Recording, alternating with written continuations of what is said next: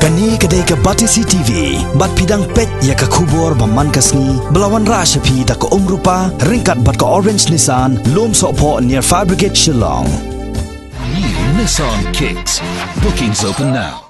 Ka Central Executive Committee jong ka United Democratic Party ka balasyong ya ka jinyalang haka khandai tarik unailar arjar khat khandai kala shim ya ka rai ban IT bet haka jing start jong ka Parliamentary Party jong ka UDP ban jet ya ka kerteng monlang jong MLA ka party uban shimti ya ka shuki jong lampang haka yeng dorbar thau ain ka jilla u General Secretary ka UDP u Dr. Jemino Mautho hak jinge kren shagilat pathai kubor hadien balawai ka jingyalang ulaya tho ba ka CEC jong ka UDP kan menjur bet ya karai jong ka Parliamentary Party ka balong ka kunhun jong ki MLA ka party lara ki terwai ya ka kerteng jong uno MLA ka party ban shimti kum u lampang bathamai hapok ka yeng dorbar thau ain hadien ka jingklat no jong lampang ka yeng dorbar thau ain u Dr. Don Kupar Roy hau bnai naitung mentau snem arjar khat khandai.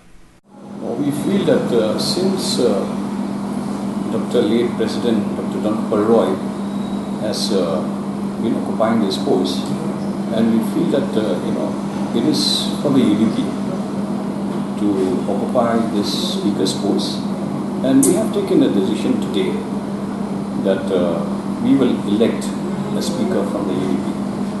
But finally, we have left it to the wisdom of the parliamentary party to take a decision on who should go as the speaker from the UDP, speaker of the Meghalaya Legislative Assembly. So we have left it to the wisdom of the parliamentary party, which will comprise all the MLAs and the associate MLAs, members of the UDP.